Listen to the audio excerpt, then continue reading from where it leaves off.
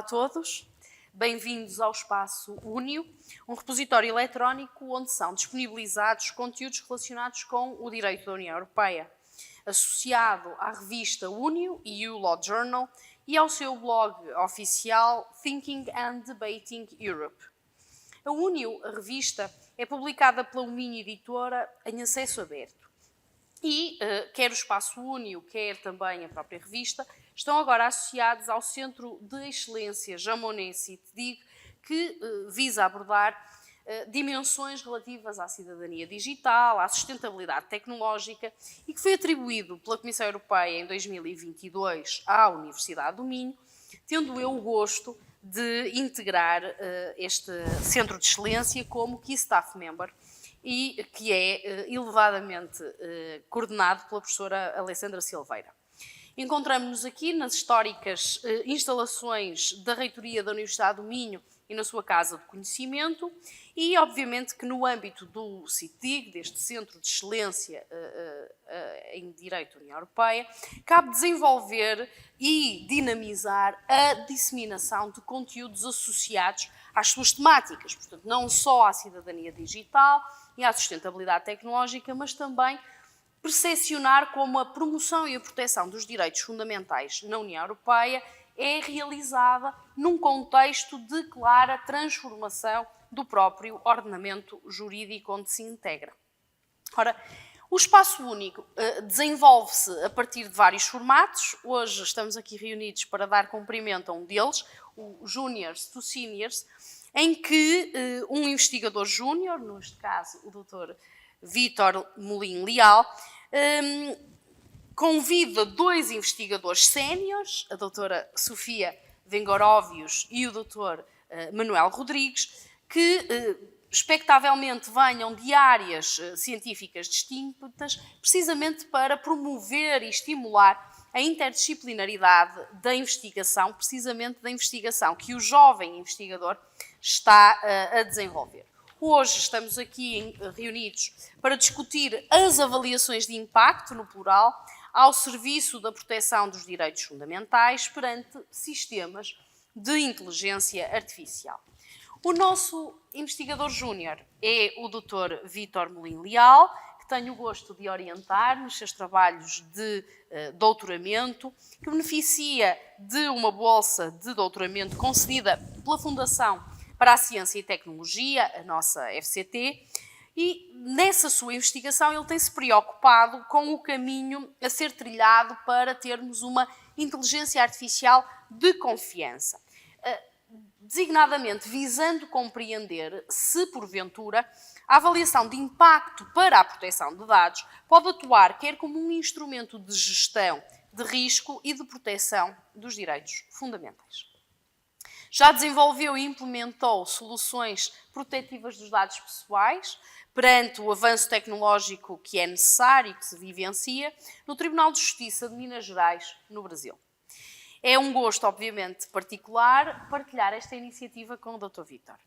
E por isso, na sessão de hoje, vamos falar, como eu vos disse, das avaliações de impacto e vamos tentar compreender o quadro regulamentar que emerge, sobretudo da leitura combinada entre o RGPD, o Regulamento 679/2016, e o AI Act, que é o Regulamento de 2024-1689. Para isso, os nossos convidados, os nossos investigadores séniores, são a doutora Sofia Vengoróvios, juiz de Direito, e que desempenhou funções como encarregada de proteção de dados no Conselho Superior de Magistratura Português e também para os Tribunais da Relação, e o professor doutor Manuel Rodrigues, investigador do Centro de Investigação Algoritmi, aqui da nossa Universidade do Minho, e que desempenha também funções de investigação no LASI, no Laboratório Associado de Sistemas Inteligentes, que em petit comité comentava que é dos maiores laboratórios associados em Portugal, sendo o seu foco de investigação a inteligência artificial nos mais variados contextos. Portanto, as suas prestações são absolutamente fundamentais, é um gosto recebê-los, é um gosto partilhar esta iniciativa com os colegas, com o nosso investigador júnior, mas também com os nossos investigadores sénior. E, obviamente, também é para mim um gosto estar aqui meramente como um moderador, passando, obviamente, a palavra ao Dr. Vítor para a condução dos trabalhos. Muito obrigada. Muito obrigado, professora Joana. Em primeiro lugar, gostaria de agradecer a presença da doutora Sofia e também do doutor Manuel. É muito importante para esse caminho da minha investigação ouvir a opinião de investigadores já com domínio amplo sobre o tema e também, como a professora Joana mencionou, de áreas diferentes. Dito isso, gostaria de começar essa conversa com um passo anterior às avaliações de impacto. Eu queria falar um pouquinho sobre o contexto geopolítico e de regulação da própria inteligência artificial. Isso porque, como a gente observa atualmente, existem diversos setores, diversos países diversos países no mundo têm escolhido por modelos regulatórios completamente diferentes. Nos Estados Unidos, que se encontra numa corrida contra a China, prioriza a inovação e o desenvolvimento tecnológico acima de talvez requisitos de proteção e direitos fundamentais. E como justificativa para isso, os próprios Estados Unidos mencionam a busca pela soberania tecnológica e também a própria soberania nacional. O Japão, ele se encontra no meio caminho, onde ele prioriza também o desenvolvimento tecnológico, mas a partir de diretrizes um pouco mais éticas.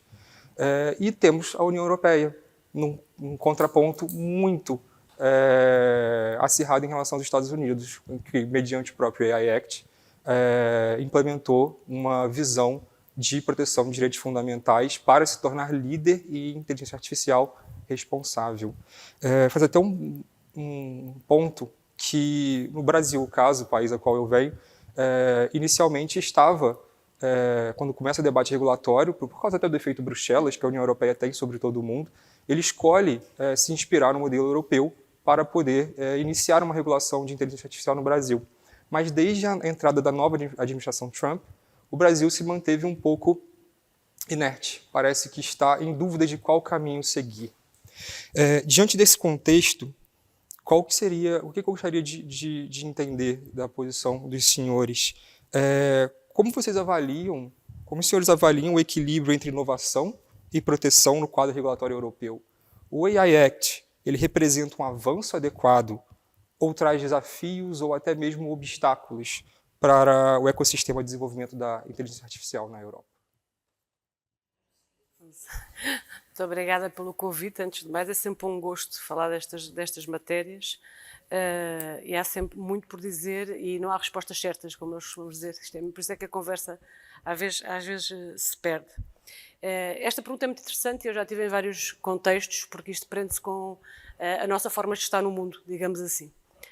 Será que vale tudo para termos eficiência e desenvolvimento económico? Eu gosto de estar integrada na União Europeia e de pensar que, se calhar, é possível compatibilizar direitos fundamentais e desenvolvimento tecnológico. Agora, se o Regulamento de Inteligência Artificial o faz, este regulamento foi feito em tempo recorde, é o que se costuma dizer, e foi o possível. E há imensas dúvidas de como é que ele será na sua aplicação. Porque também há quem olhe para aquela aplicação e pensa que isto é quase impossível de se aplicar, e esperemos que sejam os técnicos a nos ajudarem a tornar aquilo possível, porque nós sabemos que só na teoria e só com o direito aí não vai ser mesmo possível. Agora, eu acredito que não deve haver desenvolvimento a qualquer preço e que não vale a pena conseguirmos desenvolver ferramentas de inteligência artificial atropelando direitos, porque depois será muito mais difícil corrigir mais tarde, ou se não impossível. Aliás, já há esta conversa interessante também a respeito do ChatGPT, não é? que acabou por ter um desenvolvimento exponencial porque não tinha nada de limitações, e agora andamos aqui a pensar e agora como é que o vamos sindicar, ou digamos assim, ou como é que vamos auditar, quando já este desenvolvimento já foi tarde demais.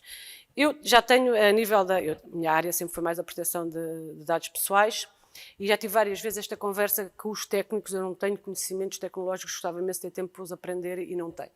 Mas eu acho e acredito que talvez depois de sedimentados estes conceitos que estão no regulamento da inteligência artificial aconteça isso também.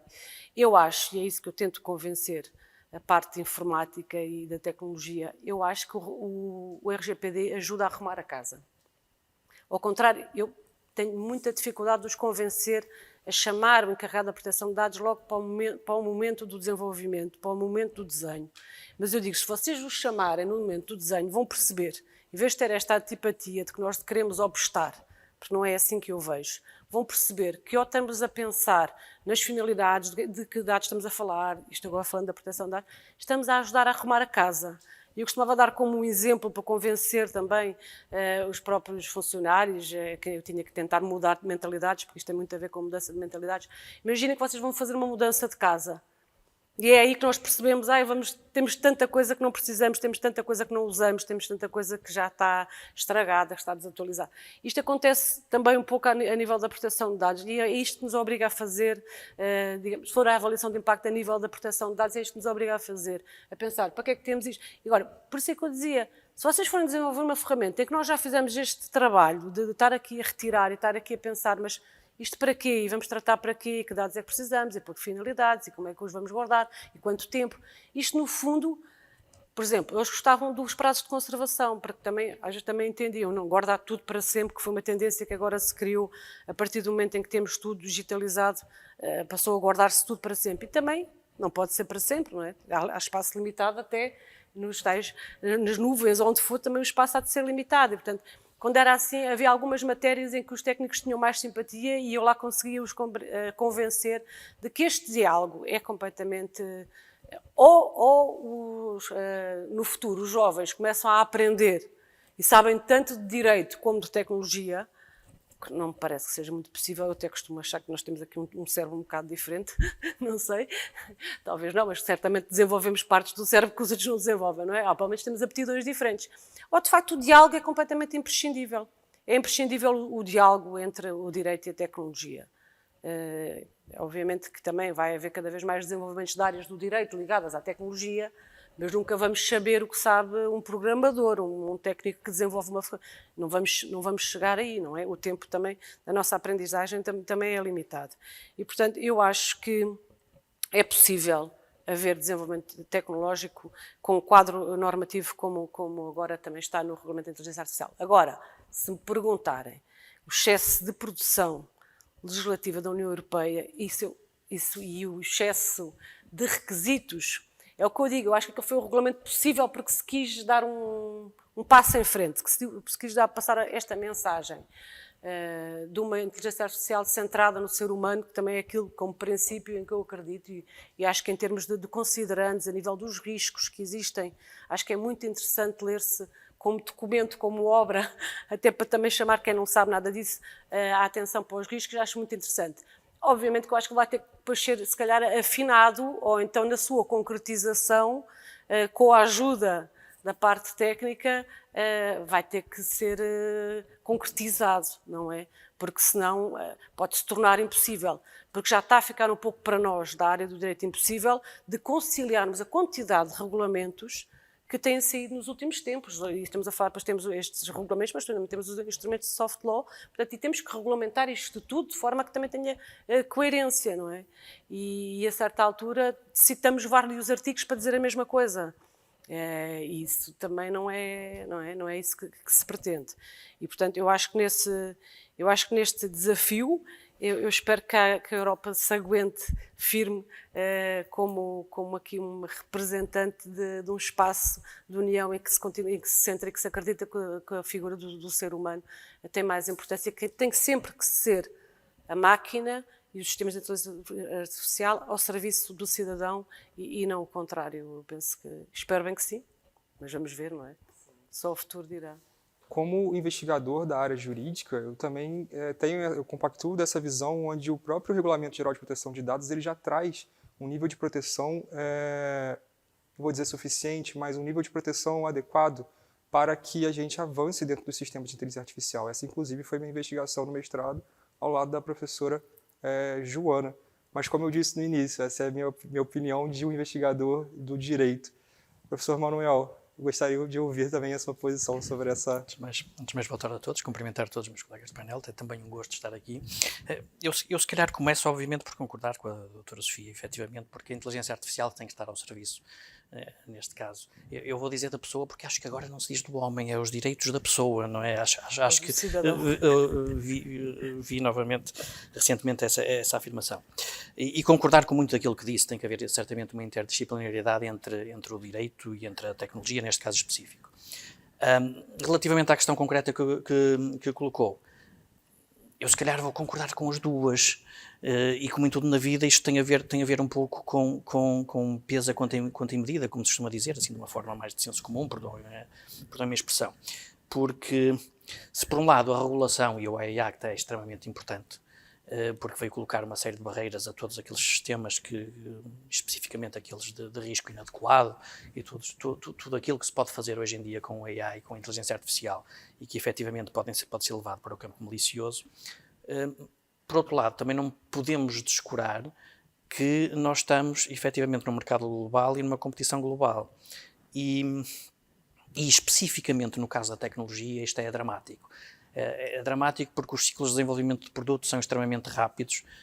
Algo que é lançado hoje, daqui a uns meses, pode ter sérios problemas em termos de atualidade tecnológica. Eu recordo-me que tive presente numa tese de doutoramento que ficou completamente obsoleta com o surgimento do ChatGPT.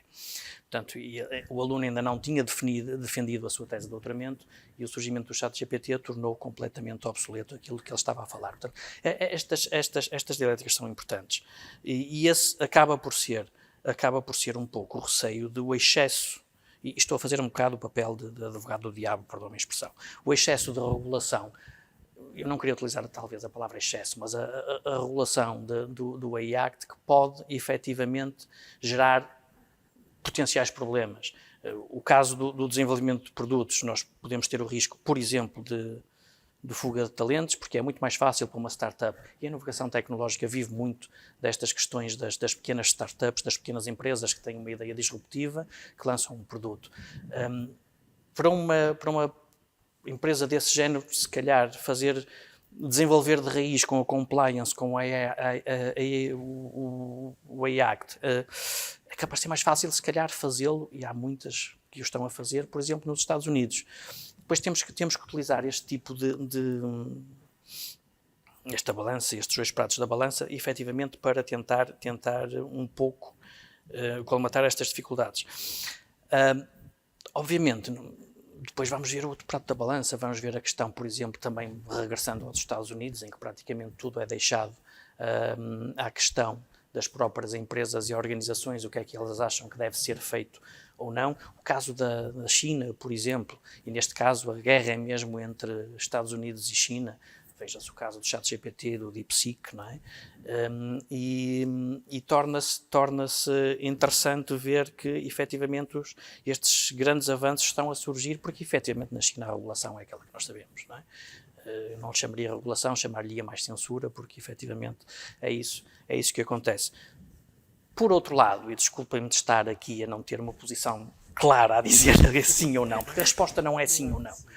Por outro lado, também já vemos sistemas, como por exemplo, estávamos a conversar há pouco o caso do DeepSeek, que já tenta explicar aquilo que está a fazer. Portanto, quando fazemos uma pergunta, ele já começa a dizer, eu vou partir esta questão, eu vou fazer isto. Não está a explicar, mas está-nos a dar uma pista daquilo que está por trás. O ChatGPT já faz isso. Recentemente também já vemos que, relativamente aos LLMs, e é disso que se fala hoje em dia, não há volta a dar, fala-se em inteligência artificial, é falar em LLMs, o ChatGPT, DeepSeek, WAN, todo esse tipo de coisas. Já todos eles nos colocam no final alguma informação a dizer, atenção, que os factos podem não corresponder 100% à realidade, é necessário verificar os factos. Portanto, a regulação, sim, porque efetivamente a tecnologia deve ser colocada ao serviço da pessoa e não o contrário. Se vai ser possível implementar de raiz, desenvolver sistemas logo compliance by design, respeitando todas estas questões do AI Act, confesso que tenho algumas dúvidas. Temo que possa acontecer um bocadinho aquilo que acontece hoje em dia com a questão do RGPD, que é todos nós vamos a um site e carregamos no botãozinho, ele não nos deixa carregar, temos que carregar no link para abrir o documento, mas depois fechamos logo e carregamos no botão a dizer que concordamos. E só quando precisamos efetivamente de ter alguma proteção, chamemos assim, é que recorremos a essa situação. Temo que isso possa acontecer. Agora, tem que haver, e aí sim a posição é clara neste aspecto, tem que haver uma regulação. Se é esta a regulação e se ela não irá ser ultrapassada pela realidade, é algo que eu também não sei responder, mas suspeito que ainda antes de entrar em vigor já corre o risco de ter alguns problemas que virão ao de cima com a realidade, e a própria realidade irá superar este regulamento.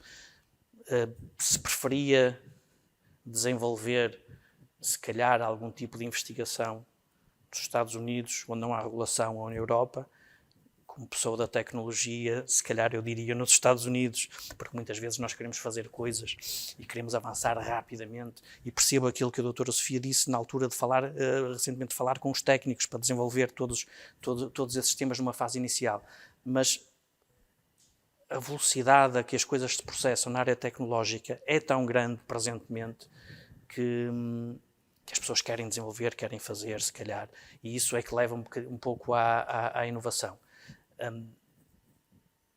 Lamento se calhar não ter dado uma resposta sim e não, lamento se calhar ter dado um pouco mais, lançado se calhar talvez alguma confusão, mas eu penso que nada está claro ainda, e assim como não há o preto e branco, existem depois as diferentes escalas de cinzento. Nós aqui, para complicar, estamos a cores, portanto ainda há muitas mais coisas. Não é? Sim, é uma pergunta que não existe uma resposta correta, é justamente entender a percepção de cada um sobre o que está a acontecer a nível europeu. Eu concordo, talvez o AI Act ele realmente seja utilizado como uma baliza a nível mundial para idealização de produtos. E isso se mantém muito importante, porque precisamos inovar, mas também precisamos manter a proteção dos direitos fundamentais. Peço desculpa por interrompê-lo, permita-me só acrescentar uma coisa. É que, efetivamente, a partir do momento que existe, obviamente nunca vai poder ser ignorado, porque o mercado europeu é demasiado grande para poder ser ignorado por todas as multinacionais. Deixem-me só dar aqui uma nota só de contexto, não é, jurídico. Nós avançamos, não é? A União avançou no sentido de regular proteção de dados, utilização da inteligência artificial, dados públicos, dados abertos, enfim, não é? E numa rede, se quisermos, muito interligada, a partir da proclamação do mercado único digital. Portanto, se nós pensarmos, não é, numa perspectiva de compreensão primordial, a União Europeia estava preocupada, acima de tudo, com a inovação e com a adequação do seu mercado interno tradicional e das suas liberdades àquilo que são os novos desígnios digitais, não é? Por isso é que proclamou um mercado único digital e, portanto, não é? O regulamento, nós só falamos do RGPD como regulamento para a proteção de dados, mas ele tem lá uma coisa que é a livre circulação desses dados. Portanto, a ideia foi promover a competitividade e a competitividade do espaço europeu precisamente em relação aos gigantes que apostam no avanço tecnológico sem quaisquer barreiras.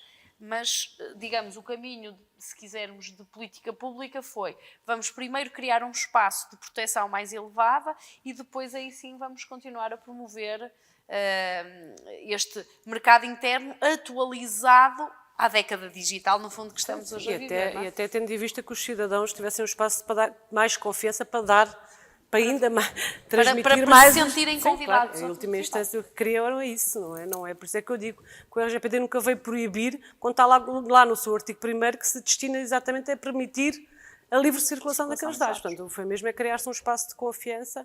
Eu acho é que o regulamento de inteligência artificial ainda vai ter de ser muito afinado ou muito concretizado, porque acho que teve-se muita vontade de declarar aquilo que era proibido rapidamente, não é? De alertar para os riscos, mas é muito denso, considerando, e percebo que isto, e há aqui ali no RGPD eu digo que é 50-50, a parte técnica, a parte de direito, mas aqui no regulamento de inteligência artificial diria que é bastante mais técnico e não foram eles que escreveram o regulamento, por isso. E depois estas questões vão ter que ajudar a concretizar, não é? Depois estas questões também, hoje nós já vemos muitas vezes, tentamos, algo, especialmente na parte mais da tecnologia, tentamos ver algo que saiu de novo e muitas vezes vamos experimentar, isto não está disponível na sua região. Não está disponível na sua região porque ainda não foi adaptado precisamente ao contexto, neste caso ao contexto europeu. Já nos aconteceu a todos, de certeza. Especialmente nestas novas tecnologias da IA generativa. Mas, obviamente, aí o ponto de equilíbrio estará algures aí no meio, como é óbvio, não é? Tem que existir uma regulação, como disse a doutora Sofia muito bem. Provavelmente isto irá sofrer certamente uma série de melhorias, mas não também um mercado completamente desregulado. Também não defendo isso. Penso que não, porque aí, se nós já estamos completamente surpreendidos com o que é possível fazer com a tecnologia hoje em dia, e é certamente a revolução, até o momento, a revolução do século, nós ainda estamos a começar só. E o que virá aí poderá transformar completamente a forma como pensamos determinadas coisas, e aí sim é necessário existir regulação. Sim. Eu gostaria de avançar agora para o tema de avaliações de impacto, em sua visão mais geral. É muito perceptível que desde 2022, com a entrada do ChatGPT, a inteligência artificial foi, digamos assim, democratizada na sociedade. Todas as pessoas de hoje em dia conseguem utilizar ferramentas de IA no seu cotidiano. E desde então acumulam-se cada vez mais evidências de riscos e danos às pessoas e aos direitos fundamentais. Entre esses riscos, a gente pode mencionar enviesamentos algorítmicos, a gente pode mencionar ausência de explicabilidade em algumas decisões que impactam diretamente as pessoas, violações à privacidade e até um novo surgimento de um risco que é a dependência tecnológica. Passamos tantas responsabilidades para o sistema de IA que a gente acaba nos eximindo até a própria tomada de decisão. Nesse cenário, como os senhores doutores veem o papel das avaliações de impacto nesse contexto de proliferação de sistemas de inteligência artificial? E quais seriam os principais desafios para que esses instrumentos possam, de fato, promover uma proteção efetiva aos direitos fundamentais? Doutora Sofia. Eu acho que a avaliação de impacto pode ser um instrumento muito útil exatamente para aquilo que eu falava relativamente à conjugação de saberes e numa fase inicial. Obviamente, aqui estou a falar também da proteção de dados pessoais, porque ainda nunca vi uma avaliação de impacto para sistemas de inteligência artificial. E penso que aqui podia ser uma ferramenta muito útil porque permitia fazer o tal levantamento que eu estava a dizer, que o tal tentar detectar logo inicialmente, e que necessariamente teria que ser em conjunto, porque quando é para propor é identificar os riscos, não é? Ver aqui uma avaliação prévia dos riscos, mas também propor medidas que possam acautelar esses riscos, e obviamente que nessas medidas já vem muito da tal parte técnica em que quem faz a avaliação de impacto precisa do saber técnico para saber como pode fazer. Agora, a nível, se não era muito fácil fazer-se para os dados pessoais, admito que se calhar agora, introduzindo as ferramentas de inteligência artificial, fique mais difícil. Mas se for desenvolvido um modelo que seja de fácil apreensão, eu acho que podia ser uma ferramenta extremamente útil.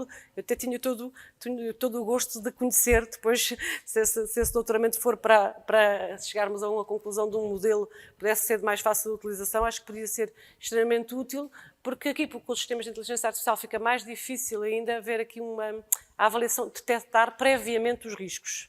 Não é? Porque nós falamos assim, quando nós damos do Vieira, estamos a falar genericamente, em termos abstratos, não estamos a falar depois isto no concreto. Claro que tenho que fazer aqui uma à parte, que eu estou sempre a pensar nos tribunais, porque é a minha área, portanto, eu quando penso em sistemas de inteligência artificial, estou a pensar de sistemas... sistema é natural, este é de formação, porque, no fundo, porque foi disso que já tive muitas reuniões e muitas conversas sobre, de desenvolver para tribunais, não é? E, portanto, quando estou aqui a falar da dificuldade e do pensar da avaliação de impacto, estou a pensar nisso. E, portanto, será difícil, sem ser em termos genéricos, porque também não é isso que interessa na avaliação de impacto, mas em termos concretos, conseguir previamente identificar os riscos e para depois propor medidas que sejam adequadas e que vão ao encontro desses riscos. No caso da aplicação aos tribunais, como muitas delas são de elevado risco, ainda temos a dificuldade de ter que ser o antes e do durante de fazer sempre essa avaliação de conformidade. Agora, que é um instrumento extremamente útil e que permite aquilo que é um princípio que eu, de certa forma, também vejo no Regulamento de Inteligência Artificial, que é o Privacy by Design, e by Default, que foi um princípio que eu sempre me bati para tentar explicar a importância de que, porque infelizmente, eu não sei se nos outros países que eu não tenho essa experiência, mas em Portugal isto acontece muito, e a nível da justiça isto acontece muito, que é virem chamar o encarregado da proteção de dados quando já está tudo feito. E é para remediar, e é para emendar. E eu digo-lhes agora, isto com a inteligência artificial não vai dar, vocês têm mesmo que ser antes, porque se calhar será muito difícil fazê-lo depois, e será muito difícil remediar. E não vamos, por exemplo, agora tenho nas conversas que tive no Conselho a propósito desta matéria, que até fiquei na mesma ligada ao Conselho, que assim me comprometi para estas questões de desenvolvimento de ferramentas de inteligência artificial, temos que, mesmo naquilo que não está já em vigor, temos que ir já olhar, não vamos estar sequer a pensar em desenvolver o que é que seja, que depois vai para o lixo, não é? Que depois não se pode, porque estão aqui investimentos e PRR, etc., não se pode estar a fazer nem a desenvolver nada, que depois não há forma de... Se nós já temos esta dificuldade com os nossos procedimentos, que são meramente digitais, que são plataformas de gestão documental, quando eu olho para sistemas de inteligência artificial, será muito mais difícil, não é? Agora, por isso também mais útil ainda que haja, de facto, ferramentas que nos permitam fazer essa avaliação. Sim, no Brasil, uma visão do Poder Judiciário brasileiro, muitos magistrados não que criticam, mas mencionam que a digitalização dos processos apenas trouxe um repositório digital, que até então todo o processamento da justiça continuava sendo os mesmos trâmites que antigamente, com documentos manuais. E que a inteligência artificial, de fato, traz essa possibilidade de você modificar completamente a forma como o Poder Judiciário trabalha, ainda mantendo todos os níveis de segurança, de direitos fundamentais, mas de uma forma talvez mais célere e mais eficiente.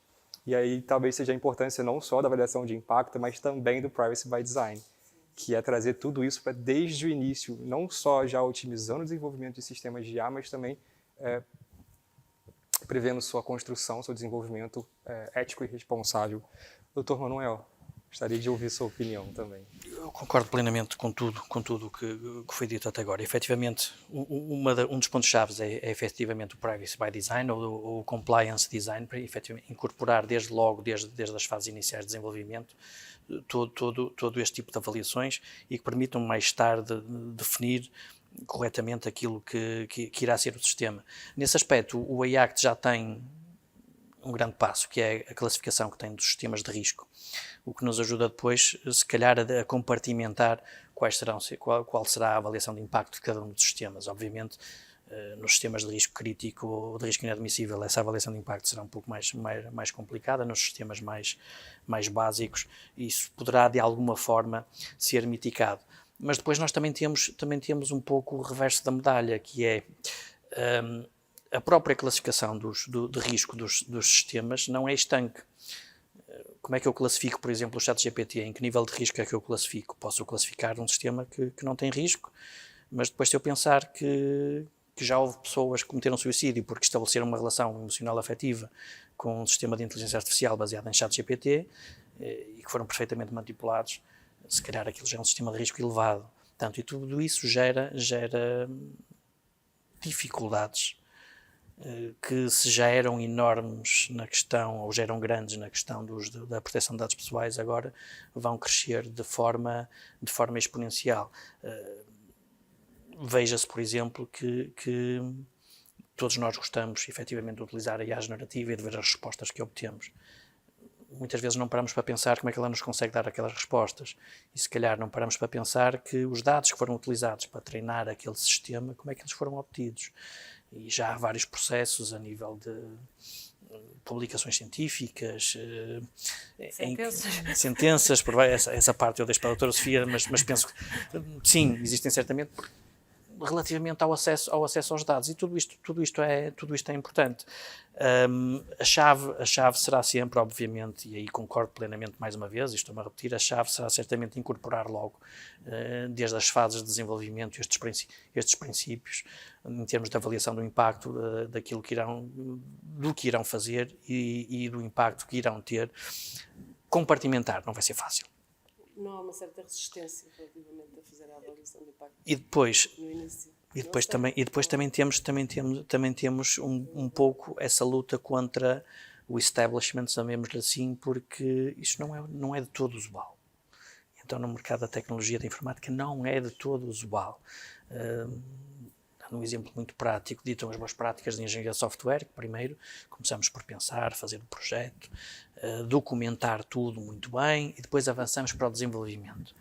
Eu arrisco-me a dizer que há muito poucas empresas que fazem Aí isso. ao final lembra, e o pessoal da privacidade? E se isto é assim, Comentar onde é que está. e se isto é assim, só para desenvolver um sistema, vamos imaginar o que é que vai acontecer quando temos que incorporar nesse desenvolvimento a proteção de dados, a avaliação de impacto de risco, todas essas coisas. E isso torna isto muitas vezes complicado. Claro que eu agora vou novamente regressar à pele de pessoa da tecnologia. Claro que eu entre passar 6 meses a tentar definir as coisas, ou 1 ano, e a tentar esquematizar tudo direitinho, começar logo a desenvolver e a antecipar o lançamento no mercado do produto em 6 meses, a grande maioria das empresas não vai ter dúvidas naquilo que vai escolher. Não é? E depois temos outra questão, é que se eles não o fizerem, alguém vai fazer. E depois regressamos à regulação. Ok, então a Europa, essa pessoa que iria fazer isso não o pode fazer, mas vai poder desenvolver isso do outro lado do Atlântico. Isto é um mercado digital e ele vai ser facilmente incorporado. E depois é extremamente difícil, mais uma vez regressando às pequenas empresas, a uma startup, é extremamente difícil alocar recursos para este tipo de coisas. Se isso será execuível numa grande empresa, se calhar muitas vezes numa pequena empresa vai se tornar difícil, portanto vai ser uma guerra. Os grandes têm o Desculpa. dano de imagem que também não querem, não é? Mas também trouxe aqui uma questão que é muito interessante, nós já tivemos no Judicial, que é usarem-se os chats GPTs e os copilots, etc., que são jornalistas, numa finalidade, para outras finalidades como aquelas que supostamente seriam de alto risco, não é? E daí é que também nos temos batido que é necessário que haja desenvolvimento de sistemas destes para aquela finalidade específica, e nomeadamente em ambiente fechado seria o ideal. Nós não temos como fugir dessa, e obviamente que reconhecemos os ganhos dos tribunais, não seja só estar a digitalizar, que no fundo foi isso que fizemos, não é? Agarramos nos processos em papel e digitalizamos peça a peça e continuamos a fazê-los. Obviamente percebemos que os ganhos são imensos, mas tem que ser desenvolvida por nós ou connosco, com os tribunais, em conjunto e com o Conselho, e preferencialmente em sistema fechado e preferencialmente para as finalidades específicas, não estar a usar. Só que é isso que aconteceu, até aqui também aconteceu. Como se está a demorar tanto tempo a desenvolver esse tal específico, o que é que fazem muitos colegas? Vão usando. E depois o eu tenho esta específico tem a preocupação. exigência do risco elevado do AIEC para a administração da justiça. Mas estivemos a usar, então temos que nos questionar, não é? Mas estivemos a usar Para um uma destes, finalidade para uma enviesada. finalidade que é.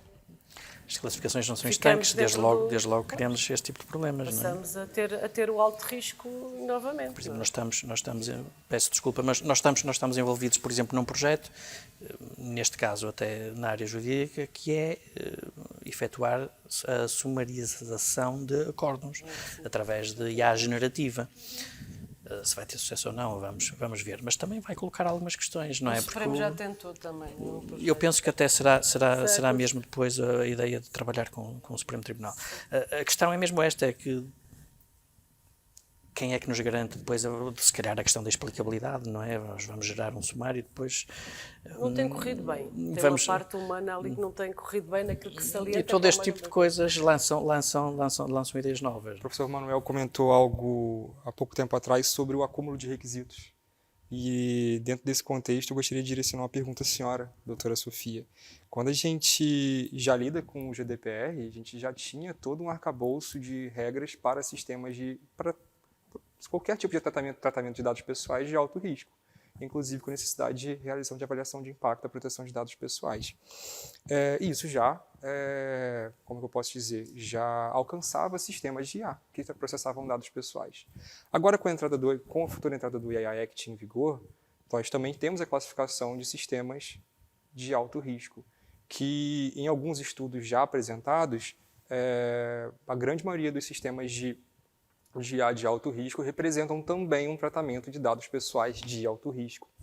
Dentro desse cenário, a gente tem agora não vou dizer uma dupla regulação, mas a gente tem o acréscimo de inúmeros outros requisitos para que um sistema de IA que processa dados pessoais de alto risco esteja em conformidade. Dentro desse contexto, diante até mesmo da experiência como encarregada no Conselho Superior de Magistratura, como a senhora consegue perceber essa visão entre a avaliação de impacto diante de duas regulamentações? Talvez seria possível talvez seria possível utilizar a AIPD para contemplar também os requisitos do AI Act? Sim, eu vejo como em complementaridade. Eu acho que o que faz sentido é isso, é desenvolver-se. Eu acho que era uma grande ajuda para o judiciário, porque muitas vezes depois também não tem... Eu acho que há sempre uma certa tendência de andar a fugir da avaliação de impacto. Os técnicos fogem da documentação e os gestores fogem da avaliação de impacto. Também. Querem aparecer para nos justificar que não tem que se fazer naquela situação. E acho que isso não há, porque mesmo quando não é obrigatório, devia-se fazer porque ajuda, mas se for desenvolvido um modelo em que abranja ambos os requisitos, eu penso que isso é que fazia todo o sentido, porque não faz sentido, e seria aí também um acréscimo de trabalho. Nós agora temos um modelo que utilizamos para a proteção de dados pessoais e outro que vamos utilizar para os requisitos de inteligência artificial. Sendo certo que no judiciário isso se calhar nunca se coloca, que é aquilo que eu estou a dizer. Nós tratamos sempre de dados pessoais. Porque nós trabalhamos com a vida das pessoas, nós trabalhamos com a realidade, que será muito raramente alguma situação que nem sequer consigo vislumbrar que não implique que algum desenvolvimento de um sistema de inteligência artificial para ser aplicado no judiciário não implique tratamento de dados pessoais. Portanto, o que faz todo o sentido é que se desenvolva um modelo que abranja a avaliação de ambos os regulamentos, dos requisitos de ambos os regulamentos. Eu acho que isso fazia todo o sentido. Agora, acho engraçado, por exemplo, quando nós pensamos nos desafios aqui, agora falando aqui na matéria, mesmo aqui só em Portugal, nos desafios relativamente à necessidade de realizar estas avaliações, a primeira questão que me vem logo à cabeça é quem é que ia fazer isto? Não é? Porque quem é o responsável pela aplicação dos sistemas de IA? Será o Conselho Superior da Magistratura? Serão os tribunais? Serão os juízes que os aplicam e que se calhar vão fazer uso do sistema, nem sequer disseram a ninguém que o estão a fazer? Bem, tenho que o dizer, esperemos que na sentença o digam. Mas quando eu olho, é que depois é isso que eu estou a dizer, este regulamento foi feito para se dar um sinal, claro, e acho bem, ainda bem, e ficávamos até todos muito satisfeitos quando ele foi aprovado. Mas isto depois na prática, com estas coisas tão pequenas como estas de saber que estão a falar de quem? Quem são as entidades de supervisão?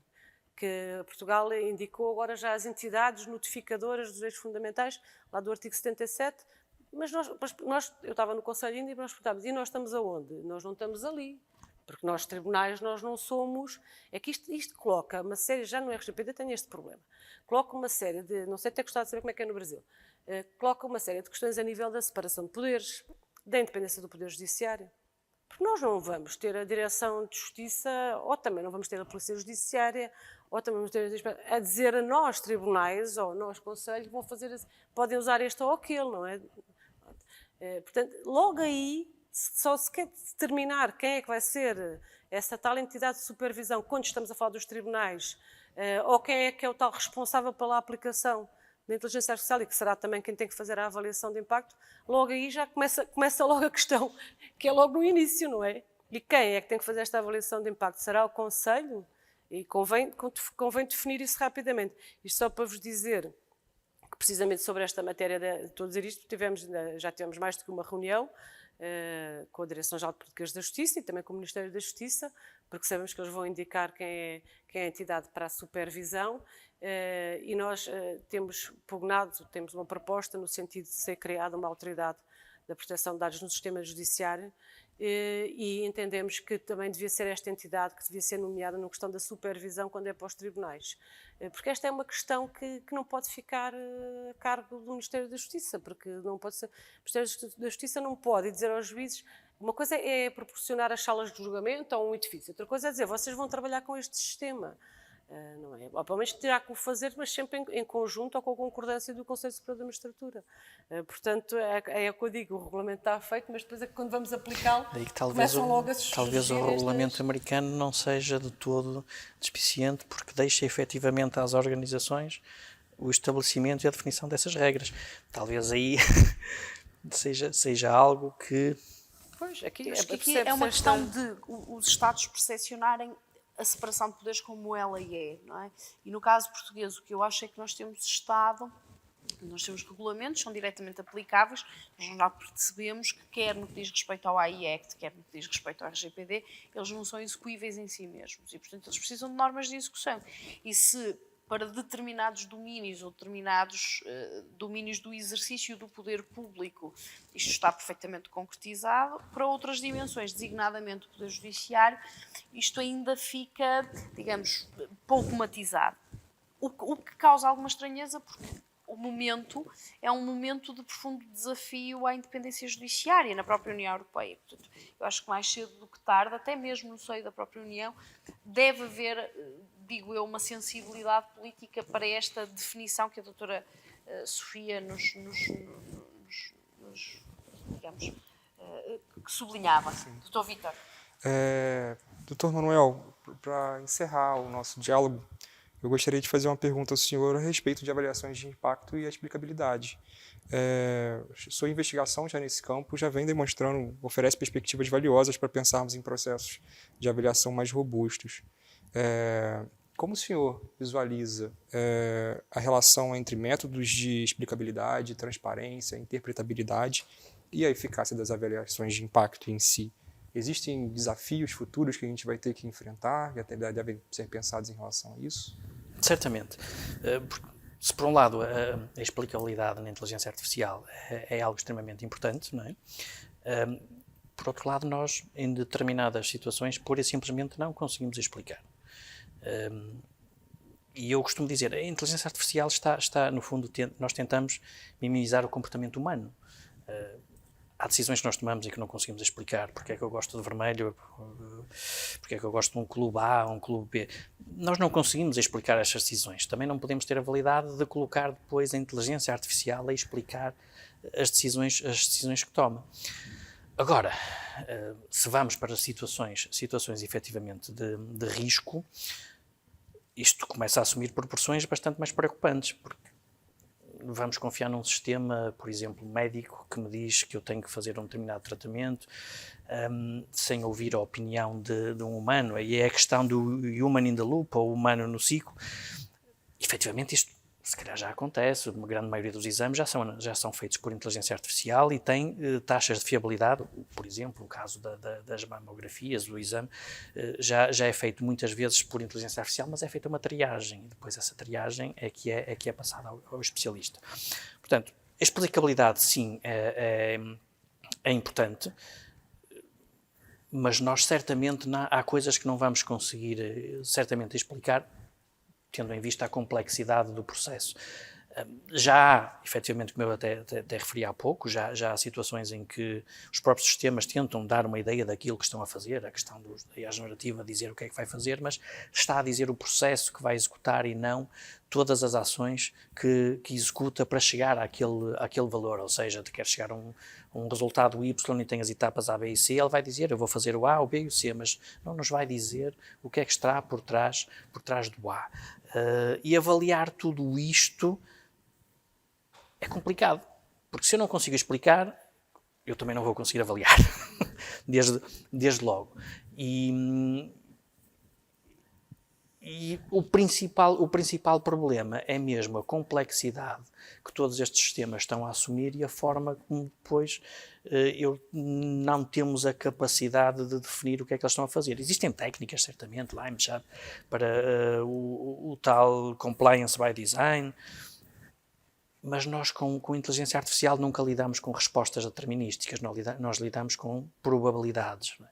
Mesmo o ChatGPT, quando nos dá respostas, são probabilidades.